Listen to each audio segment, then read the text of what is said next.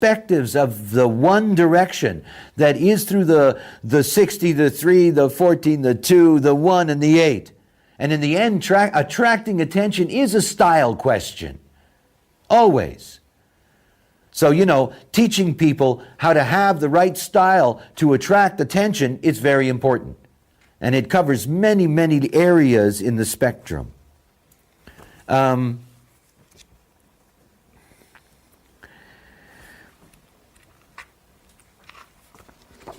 The 31st gate, influence.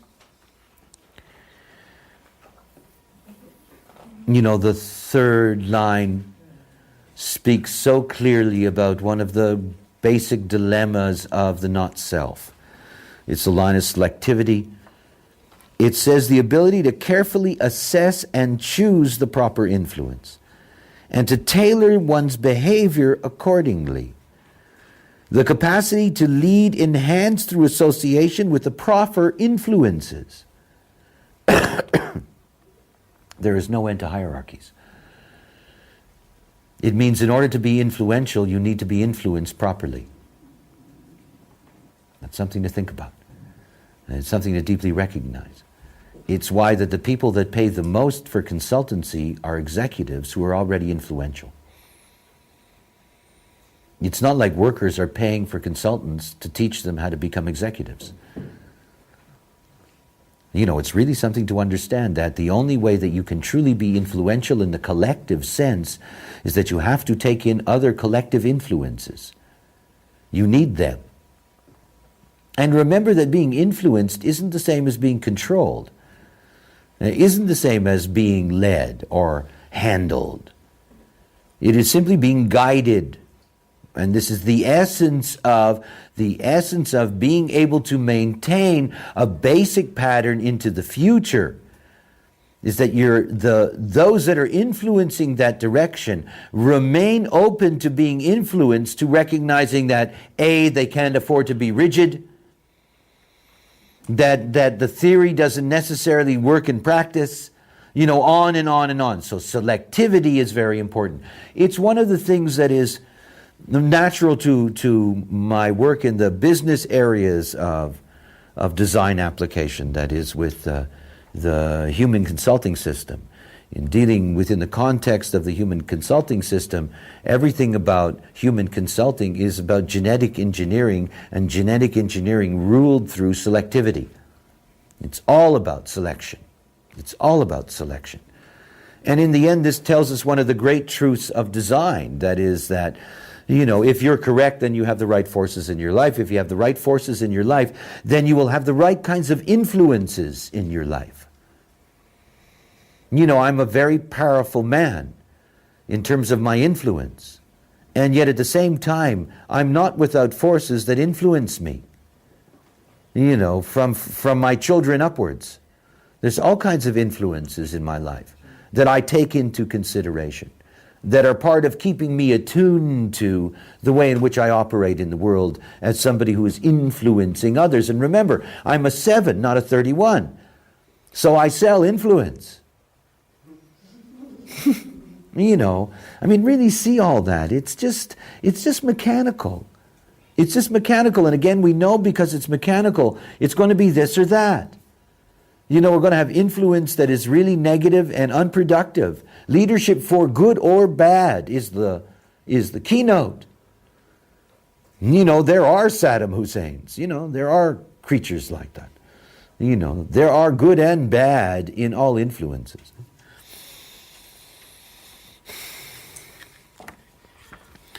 The 20th gate.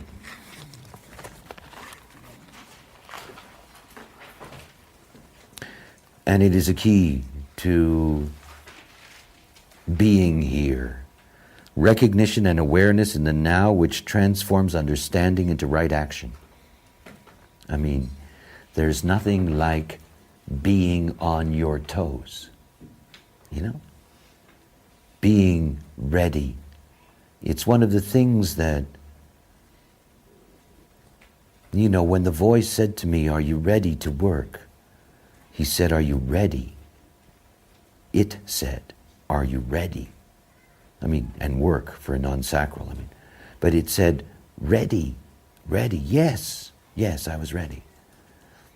And that's my pure existential nature. You know, my existential nature is that at any time, at any moment, I'm here.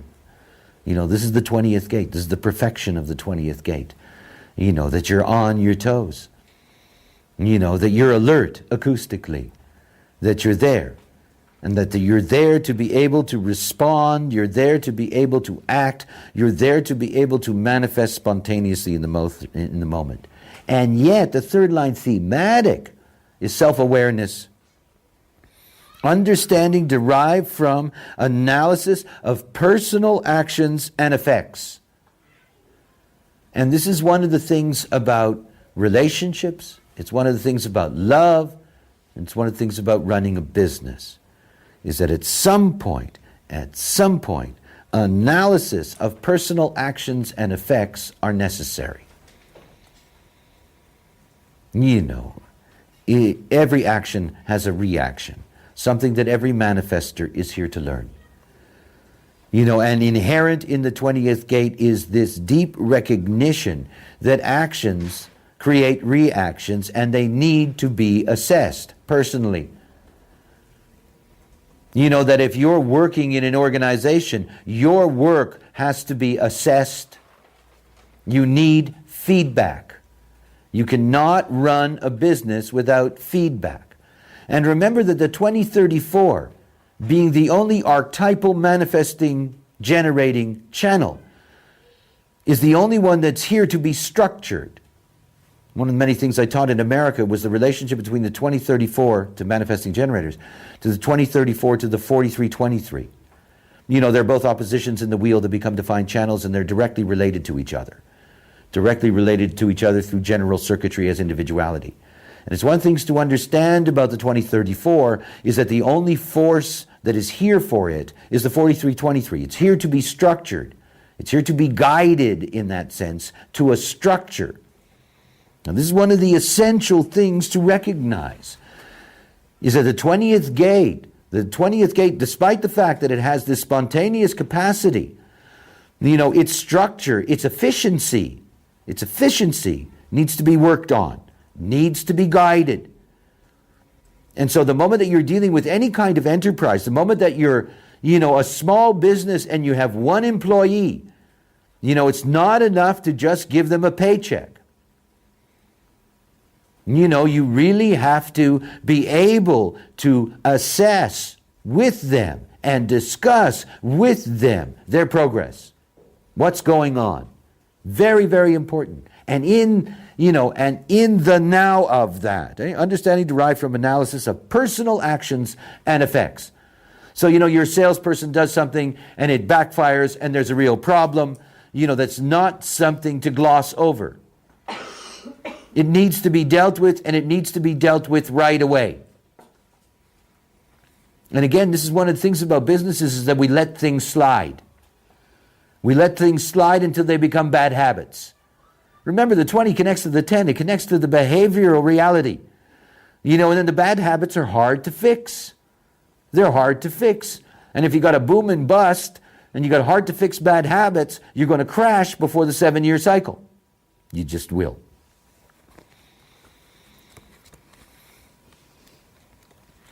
The 16th gate. The great art. What a heading for a gate, eh? No gate has such a, you know, the great art of enriching life, my goodness, by the harmonic channeling of energy. It started off sounding really, what the hell is all that about? 16th gate. 16th gate. Independence. Talent. Channel of talent. The only way to perfect talent is through ego inflation. Remember ego inflation in the 15? We're in the same circuitry now. Okay, so think about talent. Everything about talent is self-generating and sustaining enthusiasm. self-generating and sustaining enthusiasm. And one of the things about talent, in order for talent to emerge, remember, it's about the harmonic channeling. That's what the talent is all about. You know, the musician that's in the flow, you know, and all of that is there. But in order to be able to bring the talent out, you need identification. Without identification, talent can never become mastery. It's just something where you recognize somebody has a gift, you know, but they never master that gift. And one of the things that's necessary is that despite the fact that this is collective, it's collective. 16th gate, it needs to be shared. Talent needs to be shared. But talent isn't going to have impact until it gets to a place of being mastered. And talent is only mastered when it's encouraged. When it's encouraged to be hierarchical. You know, when the child comes to you and they're learning the violin, you cannot say to them what may be the truth. That you will always be seventh violin in the orchestra of life. They will never become even good musicians. They won't. And you see, the assumption here is that this is self-generating and sustaining enthusiasm. But I really want you to understand something. It isn't. It isn't. It's about proper timing. But it is more than anything else about being guided to being enthusiastic. When I see emerging talent in someone, you know, I encourage them. I was always, as a teacher, somebody that was here to positively reinforce. Oh, what a wonderful picture, I say to my son. You know, wonderful picture. Oh, you're a wonderful artist. You're great. You know, and the reality is that that brings out an enthusiasm to experiment with more art, to make another picture and another picture. I have so many pictures, you know, and they get better. He gets better as a talent because he's beginning to get his own sustained enthusiasm, but that enthusiasm has to be collectively encouraged. So there is a wonderful thing to understand about the 16th gate and teaching people how to attract attention. You teach them how to attract attention by giving them attention. You know, you give them attention, and you give them positive attention, and you will see how valuable that is. And you teach them positive attention, you know? I mean, people wonder why rock bands have groupies. You know, and they always, you know, snicker at the obvious. But it isn't about that. In the end, it's about people who are always encouraging them that they are the best and the greatest. Oh, we love your music. Puts us into a trance. It's wonderful. It's great. You're wonderful. You're marvelous. They need that. They need that. You know, I've done my best teaching when I'm with students who have been with me a long time. You know, there is the encouragement of their love of our process together. And because they're there, and because of that encouragement, it drives me to be an even better teacher. That I don't want you to come to a class of mine and you walk away and say, the last one was better. I love it when you walk away and say, I didn't think he could do it, but this one's even better than the last one. And you know, that's how it works. You know, you can sell that stuff. I mean, the world's a business. You can sell anything. Eh? Anything. Let me sell you some crisis.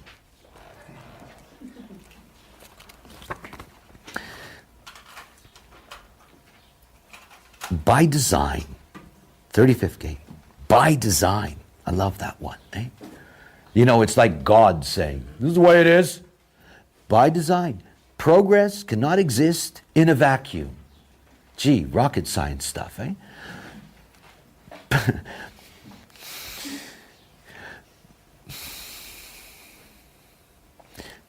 Progress cannot exist in a vacuum and is dependent on interaction. Let me share expectation with you. There is nothing more incredible about the 35th gate. You know, it's a single chemistry codon. It's the only gate of a specific codon, tryptophan. And 35th gate is really interesting. It's like something very odd that sort of the program went, boop, you know, like, let's see what this brings, eh? You know, the 35th gate is the great gate of expectation. Expectation. Oh, how that sells.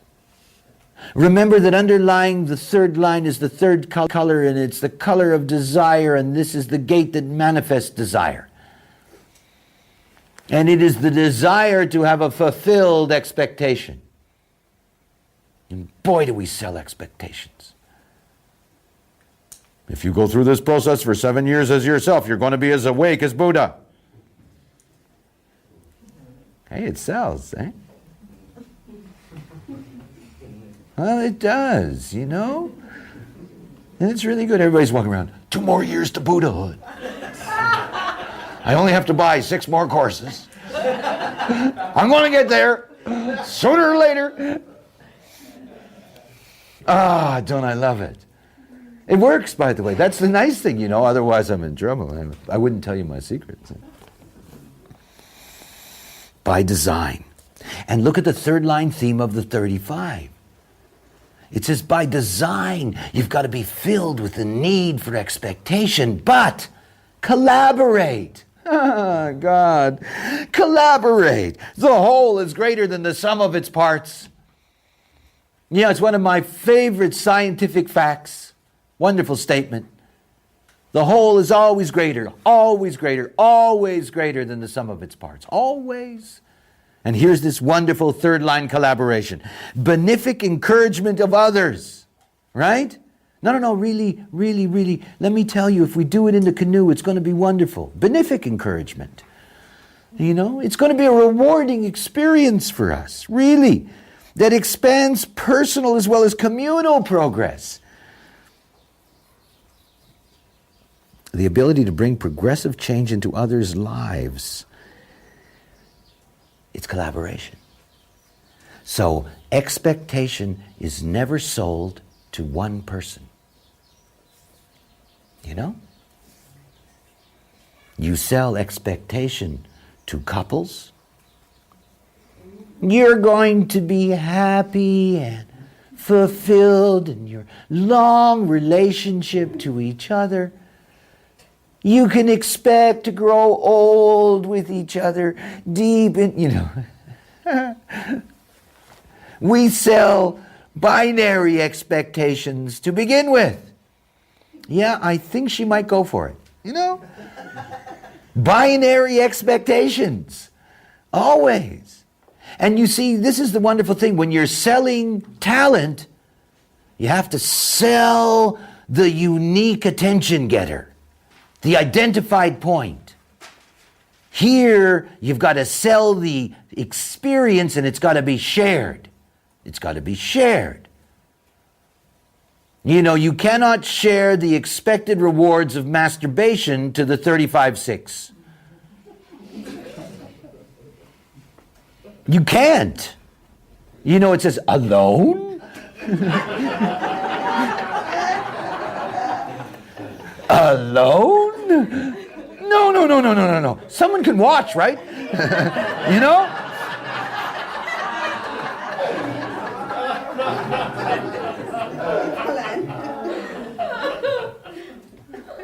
No, yes, the gods love a good joke.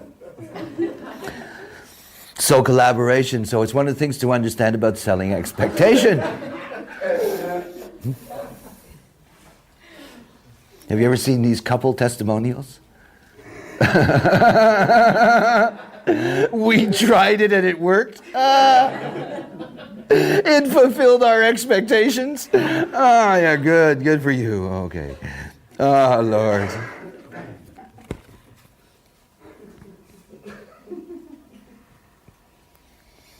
The 12th game.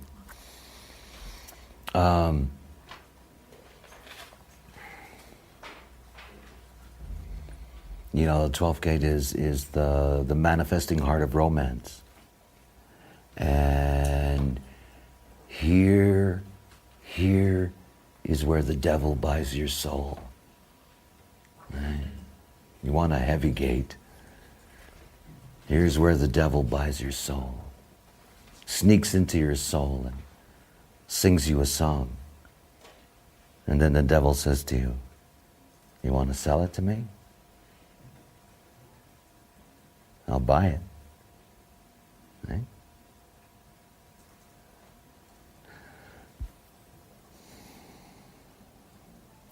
There are enormous amount of human beings that make a living romancing the soul. You know, they try to overwhelm your soul. If they overwhelm your soul, their music is in your head. You buy their music, you buy into their story, you buy into their package. They simply take you over. Third line is confession, the process of self-analysis, the recognition of inadequacies and the purging of unjustified vanities. The expression of inadequacies in social interaction that leads to self-analysis and caution. A perverse and often exaggerated self-hatred. You see, I'm here to romance those that hate themselves. See, I am so much in love with me that it's contagious. You know? And in a way, I try to buy your soul. You know, I tell you, if you pay money, you know, you're finally going to fulfill the destiny of your personality, which is your soul. And then you enter into things, heart and soul. You enter into things with a deep passion. You know, there's an enormous seductiveness in the romance and the selling of romance. You know, if you look at the catalogs in bookstores, and you look at what sells more than anything else in the English-speaking world, are romance novels. And not good ones, eh? Just romance novels. Kinds of things where you find out about a writer who wrote 370 in her lifetime. You know, banged out, you know, one a month or one every 2 weeks. Or there's all kinds of these beings. The people that sit and watch soap operas. You know, the people who are, you know, who dream of love boats. And when you capture somebody's soul, you can get them to participate in anything. Anything. It's one of the most dangerous of all selling. How do they attract attention? Through art.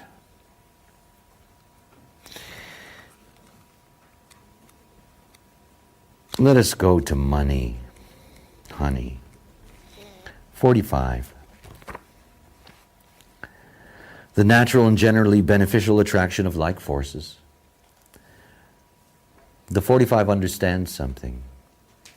It understands that for every product and service there's a client. You know, it's the same thing as understanding your design. You know, for every gate there's a receptor. There's always that. But it's also something else. The theme of the 45 is exclusion. Exclusion. And this is one of the things to understand about the way in which we have naturally developed our corporate cultures, is that they've been based on exclusive power centers. You know, it's like the joke in the corporate world about the key to the executive bathroom. You know, you finally make it when you get the key to the executive bathroom. You know, you finally make it when you get into the inner circle, you know, when you get your seat on the Politburo, you know, when you finally get into the cabal itself. And there is a great deal of suspicion that comes from the collective and individuality about such cabals. They don't particularly like them. And yet this is the natural ruler of the material plane. We know that the 45th gate is deeply possessive and the only voice of having and not having. And obviously we attract attention in two ways. We can attract the attention of those who have by offering them things they don't have that they can afford to buy. And we can attract the attention of those who don't have by trying to get them to a place where they do have. It's all about having, and it's all about attracting attention to it. One of the deep responsibilities of the 45 is to make sure that its organization is kept up to date, that is educated. But this exclusion is very, very important.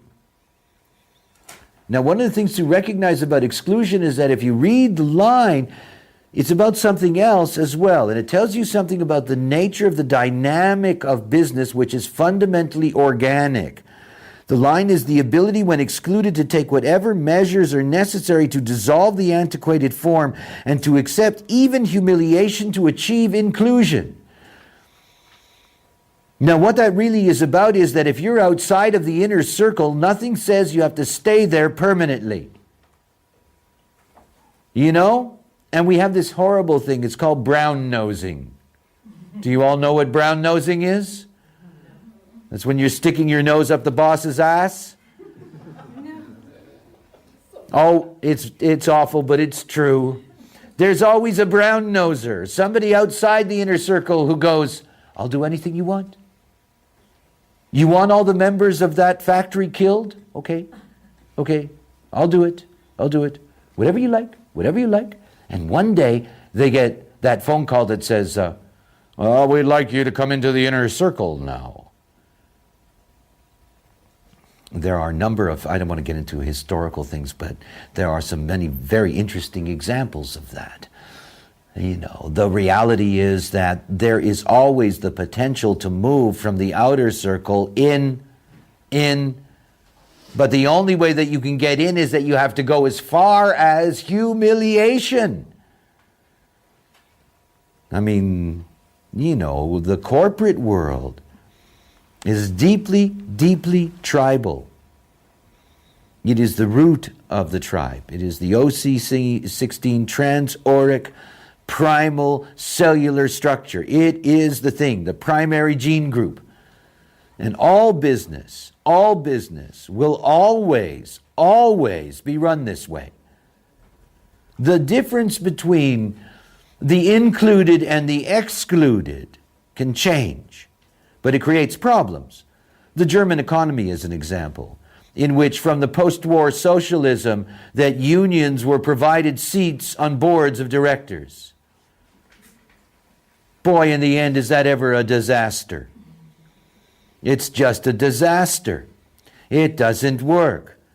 And so it's one of the things to see that if you come up from the shop room floor and you eventually make it to the board on your own merits, that's something else. That's something else. But those who are naturally excluded shouldn't be included. And of course, selling this is quite a job.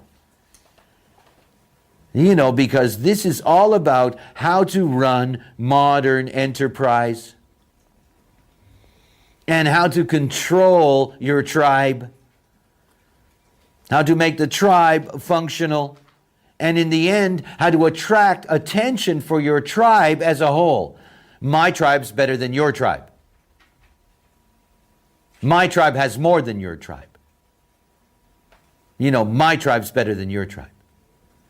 And you can see that that is natural for us in our cultural development. And it is natural for us in the way in which our businesses develop. So it's something to recognize. And it doesn't matter whether you're a huge conglomerate, you know, or you're a small business. You know, one of the most difficult places for exclusion is in the small business. Because in the small business, everybody feels like they're a part of it. It's usually a pentadynamic, and they all feel like they're included and should be included in everything. You know, how much you earn, and And it goes on and on and on and on and on. It's very important to understand the theme of exclusion leads to more efficiency, and everybody ends up making more. Everybody. Everybody.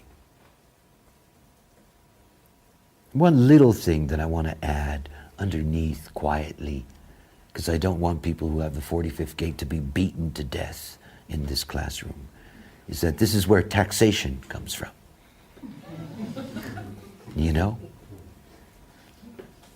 Those who are on the inside, are different in the way in which they're taxed and those on the outside. Anyway, how nice. Let's move along to the 56th gate, and let's talk about how we express salesmanship, attention getting, okay, because it's all under attention getting. We have three ways of getting attention. We get attention by displaying the facts. We get attention by telling a story. And we get attention by expressing uniqueness. And you can see in marketing, for example, that we have all of those examples on television every day. And I'm only talking about just these three gates of the throat pointed upwards. So we have three basic ways of getting attention. When we're dealing with the 56th gate, dealing attention is telling a story. And you can see in so much television advertising is that they try to make what they want you to be attracted to part of a story. They want to get you into the story. It's the story that's going to get you to the product. To the point now that we have films like the recent James Bond, in which advertisers have actually paid for, material, advertising products to actually be placed very clearly within the context of the film so people can see the products being used in the story without any sales pitch. It's very powerful.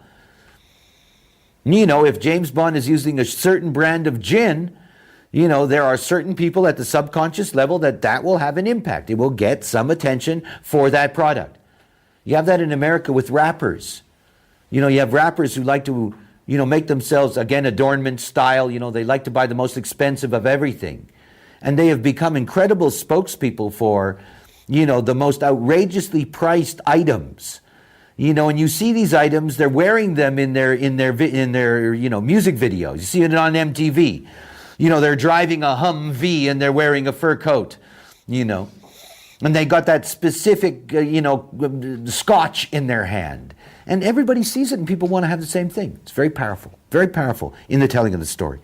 Stability through movement. The perpetuation of continuity through the linking of short-term activity. And telling stories is about alienation. It's about eliminating alienation. You don't want people to be on the outside. You want to bring them in. You want to make them self-sufficient. And this can often prove overbearing. This is one of the things about the sales pitch, particularly the story sales pitch. Let me tell you how this works. Oh, Jesus. No, I don't want to. How much does it cost? Forget the pitch, right? When I was living in Sedona, I used to get quite often these tele people, they telemarketers, they call you up on the telephone and they want to tell you a story. They have a pitch. They want to interest you, and I would put the telephone down and go away and do things and come back. They'd still be working. Telling you their story, they're getting their story out. The drive to control and be the focus of expression, and the drive to control and focus others to that. Storytellers are great. And these are pitch people. These are abstract pitch people. And what they're going to say is, look, this refrigerator is incredible. My mother used to have this other model. And we always had a problem. I'm tired of having a fridge that the light's always off inside and so forth and so on. And then we got this new fridge. Blah, blah, blah, blah, blah. And it's always some kind of a story. It's this kind of friendly banter. It seems like it's innocuous, conversational. By the way, they'll tell you all sorts of things and then suddenly they'll say, by the way, I sell insurance. And it's like, oh, fuck. Oh, is that what you were doing to me? Jesus. Jesus. No, I was just trying to stimulate you. You know, stimulate you with a story. This is Jesus telling parables. Great way to sell. You tell a parable. You don't wag your finger at him and say, don't be stupid fucks. You know, it wouldn't work. You know, so you tell this parable about fish and sheep and I don't know, you name it. And all these people are sitting there and they're going along for the story. And then the guy shuts up and they're all sitting there saying, what was that about? You know, he got our attention, but, and then there's somebody saying, well, he was telling, you know, let me explain to you what he was saying. You know, he was saying that you should really be a better person. Oh, wow, good.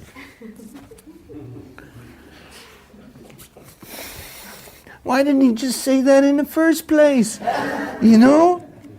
Save all that storytelling. Well, I went down to the sea. You know, I was in the desert. Who gives a fuck? You know? Yeah. 40 days and 40 nights. Give me a break. I don't need the story. What happened, Harry? You know, did something interesting happen? Get to the point, right? No. It's one way of selling. You know, how many gurus sit and you know, and everybody's going, wow, what did he say? It must have been important. I mean, after all, he said it, you know? Okay, so you say. The 62, let's go to the other side. Just the facts, ma'am. Just the facts. Caution, patience, and detail produce excellence at a limitation. Right? Do you ever watch shopping TV? See, I'm a surfer. I watch everything. And I've got 5 shopping channels that I can peruse. Eh? And they have this interesting thing. They have a panel side of the screen. And the panel gives you what it is, gives you the price, and it gives you a whole list of things that it is. You know, it's got this and this and this and this and this and this and this and this and this and this. And these are people that sell you something on detail. You know, it's like you go in, it's like me, you know. I go in to buy something. Basically, I'm an impulsive individual, you know, I'll just buy it. You know, I see it, I buy it. I have sort of an idea of what it is. But if you got a salesperson that comes up to me and starts rambling off all the things that it is, I want to choke them to death. You know? I mean, it's like going in to buy a car. I don't want to know how it works. I don't care. I don't want to know how many miles to the gallon, you know, how many different positions the seat goes in. I mean, I've actually had a car salesman spend 10 minutes telling me about the wonders of the seat. The seat, I don't give a fuck. Is it comfortable? You know? Yeah, it moves this way, moves this way, moves this way, and you go this, and you can do that, and you can do. Does it drive? You know, I mean, will it take over for me? You know, it's like people who will tell you about their computer and they won't say he or she is fine. They will say, well, I've got 3,216, and I've got this, and it's got an 18 PPS, and it's got a 1944, and the DRAM is like over there, and the RAM is over here, and they go on and on and on. And the thing that's amazing is they sell consumer books. Have you ever seen consumer comparison books? I mean, this is a big thing in America, eh? That is, you got a book, and they put, you know, toasters. One would think that a toaster is a toaster is a toaster, right? They have 780 toasters that they compare through 75 categories. I mean, there are people who won't buy a toaster unless they read that magazine. They're oh, oh, it's incredible. And you can only sell them that way. You can't be a 56 and say, I had this thing with my toaster. You know? Every time, you can't do that. You go into, well, it has this, you know. And so if you want to sell the facts, there are people who will buy only that. You know, basically I buy a computer on looks. I mean, seriously, folks, you know, I have my limitations. You know, that's a pretty one. What the hell do I know about how it works? I don't know. You know, I find out a month later that it doesn't have a function I needed. You know, and then I have to pretend that I know what I'm asking for when I tell the person that I need this function. And they talk to me in a language that's for detail people. I don't know what they're talking about. They say, well, do you have a UBS? I don't know. I don't even know what that's supposed to mean. I think they're insulting me most of the time, you know? I don't know. Facts. Sell them the facts. See, there 1/3 of human design market is made up of explaining that there are 8 billion things you can do with this knowledge. And they're happy. Oh, look. You know?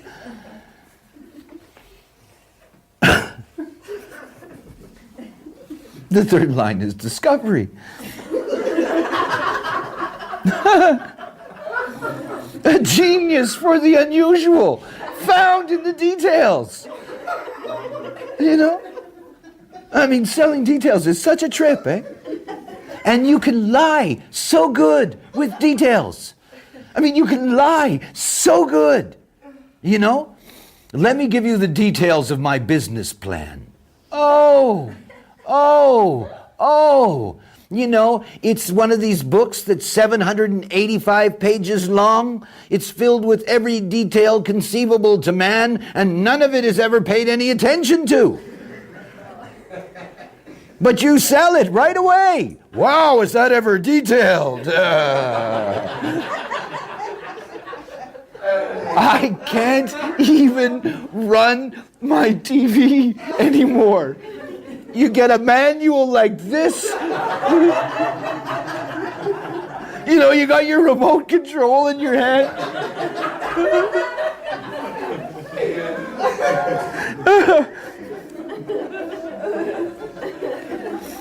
Oh, money's funny. Oh, Lord. Can I go yet?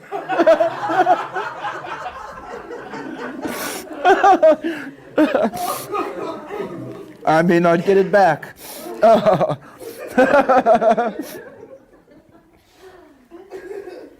Oh, Lord.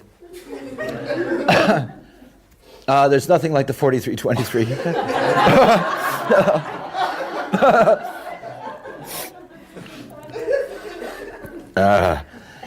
The 23rd gate. 23rd gate is explanation. Amorality. See, business isn't moral. I mean, it's not a moral enterprise, and it's there in the 23rd gate. It tells you very clearly, this is not about morality. It isn't, where the weak are killed and eaten. It's not about morality. Kill the competition. They're weak, stamp on them, eliminate them. Ain't no morality. The awareness and understanding which leads to the acceptance of diversity. The third line is about individuality. It's about the independent expression that is not by its nature detrimental to others. By its nature, it's not detrimental. In its practice, it may be. Very clearly, it may be. And it's one of the things to see is that you cannot be morally based to be caught in the new. You have to have a different kind of openness to be caught in the new. Because when the new comes in, it's like people in the very beginning who said to me about human design, it was dangerous. But they meant it in a very negative sense. You know, the secret police, the CIA. They immediately got into a moral question about it. And moral questions about people who deserved the knowledge or didn't. Moral questions about who should do this and who should, and on and on and on, what this really means. And, people who were upset that there were detriments, all of that stuff. Vitality and personal power that can engender jealousy but not threat. And this is one of the things about success, is that success creates jealousy. It does. It breeds jealousy. I mean, I know that. I lived in a tree here. And I have friends of mine who were friends of mine when I lived in a tree, and their life hasn't improved much better than that. And mine has. Very different. Some of them doesn't make any difference to them. Others, it does.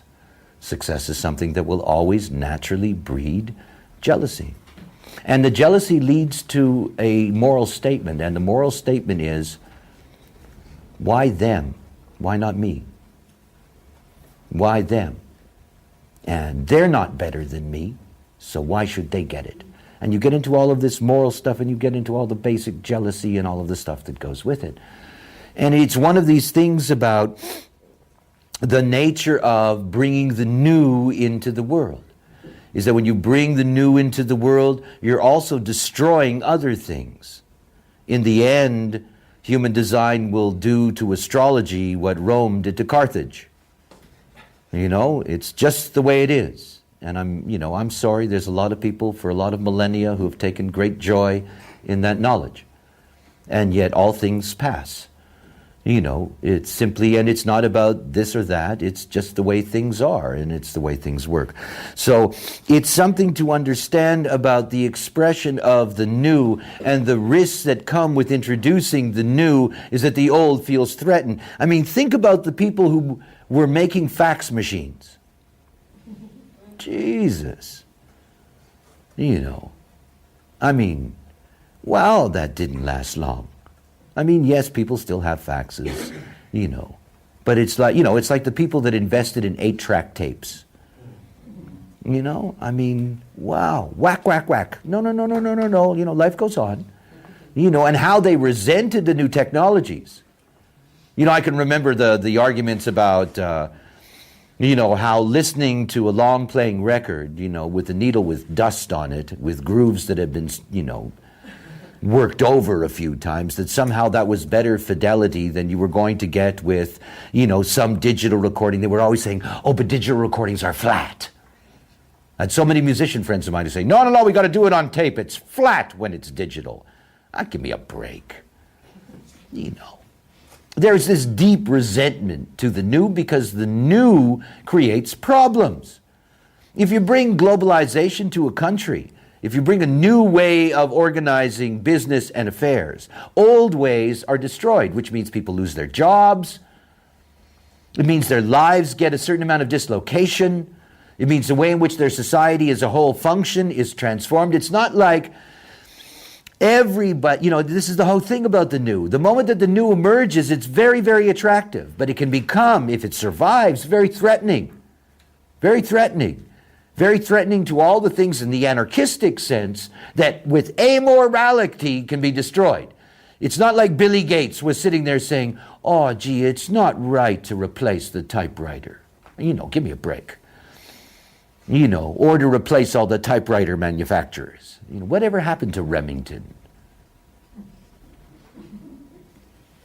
What happened to Remington Rand? Where did they go? The typewriter world is gone. Very short-lived, by the way. Boom and bust. In a time of the new, wow, things come and go quickly. Think about all of those new personalities that emerge. Again, the Throat Center, all these new personalities that emerge. The one hit person. People who had number one songs. If I collected all the number one songs over the last 50 years from one hit people, most of us wouldn't know who the hell they were. Don't even don't even remember who they were, you know. And this is the world of business in the 21st century.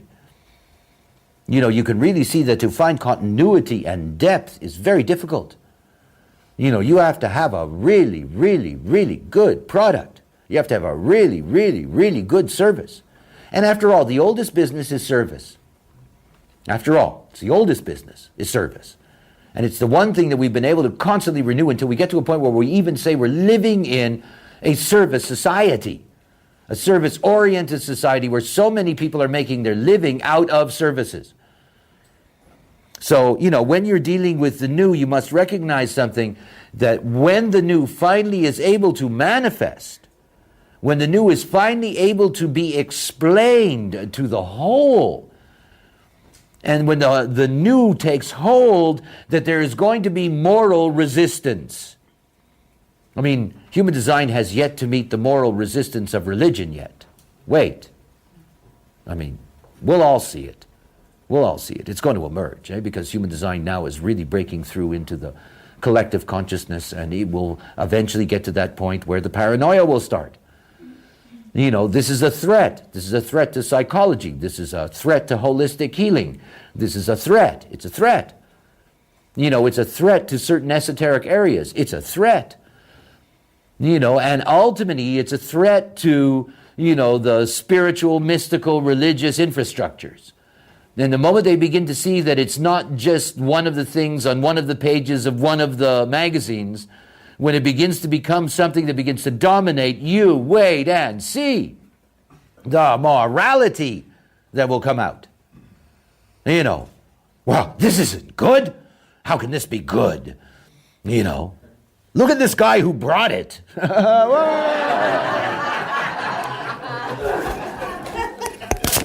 That's all, folks. Okay. Awareness centers. We already know that in terms of the not self, in terms of conditioning, that awareness centers are very, very powerful centers of conditioning. That is, they are very powerful representatives of the not self. When you're dealing with an open awareness center, you're dealing with very, very profound not self strategies. Dealing with the splenic center, where we're going to start, everything about the spleen in terms of the open spleen is about holding on to what isn't good for you. This is the strategy of the splenic not self, holding on to what isn't good for you.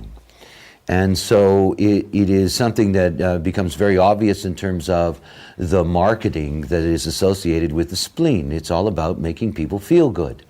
It's a feel-good center, and you're selling feel-good. And you're selling feel-good by convincing people to hold on to you because you're bad for them, but it's good for you.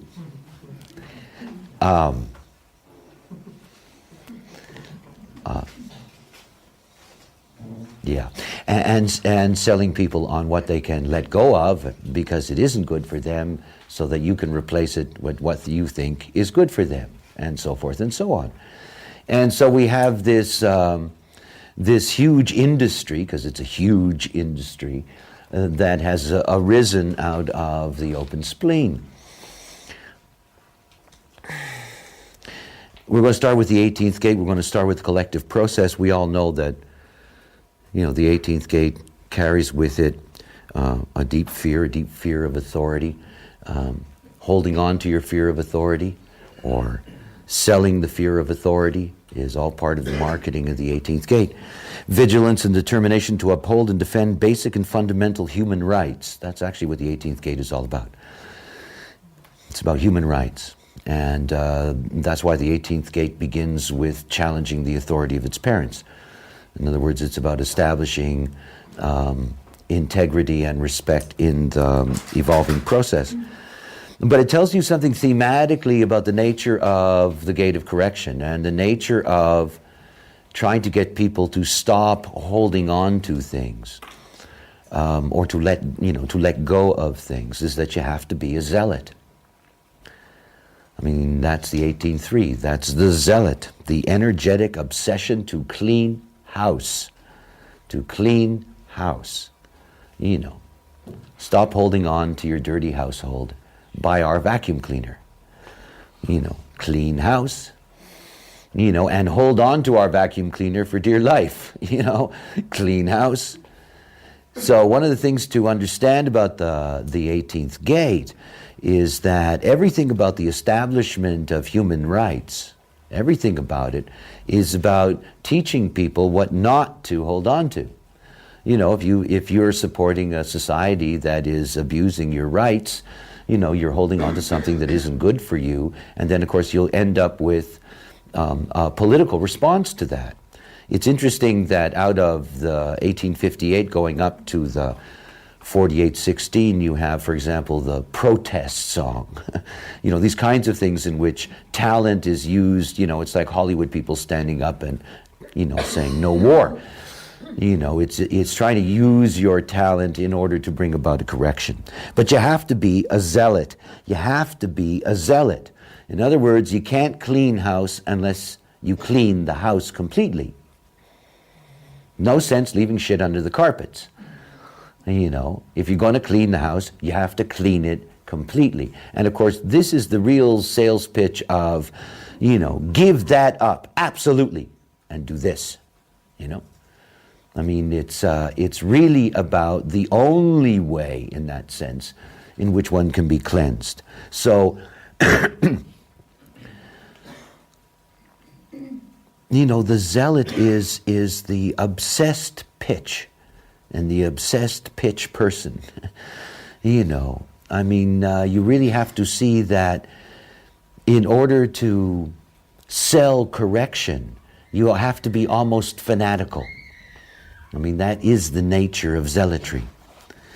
When we move to the 28th gate and we move to the individual process, 28th gate is the deep fear within us of purposelessness. And so, human beings hold on to things that they struggle with that will not bring them to the fulfillment of their purpose, but they are simply caught in the struggle. And one of the things about the 28th gate is that the 28th gate empowers concern. 28th gate transforms, for example, integration. Transforms it from being totally absorbed in its selfishness to being open to circuitry, to being open to being available as an empowering source or being empowered itself. So the 28th gate has a social aspect to it. However, one of the things to understand about the 28th gate is that this is where you get the selling of purpose. The selling of purpose. And it's so interesting because the third line is adventurism. Now I'll talk about that in the business sense in a moment, but the marketing is more interesting to me. The marketing is, you're lost in your life, take a vacation in Ibiza. Have an adventure. Go out on that adventure, and maybe you're going to find something new in yourself. And the whole travel industry, the whole travel industry is rooted on this, you need an adventure. Now we have, adventures that are really tailored for us.